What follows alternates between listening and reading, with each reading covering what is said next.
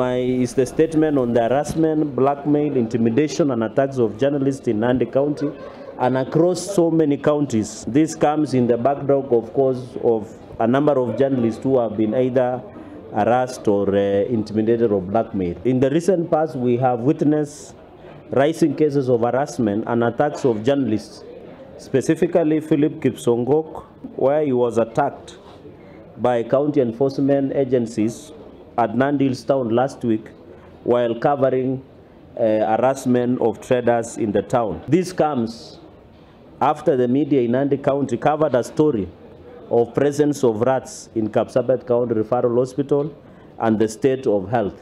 These are guerrilla attacks of Mr. Sang that are meant to twist, intimidate, and blackmail the media in Nandi County and across the country from impartial, accurate, and reliable reporting on the poor state of affairs in Nandi County and avoiding reporting of such stories. So hiyo nataka nimuulize Wizara ya Usalama ya Ndani, nataka niulize Media Council of Kenya wasaidie waandishi wa habari. Na tumeona, unajua, the reason we are coming out strongly to condemn these acts ya county ya Nandi na Governor Sang kutumia majambazi wake kuhangaisha waandishi wa habari.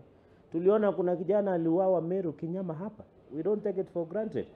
Tuliona kuna miaka iliyopita mwandishi wa habari na mnajua aliuawa pale Eldoret.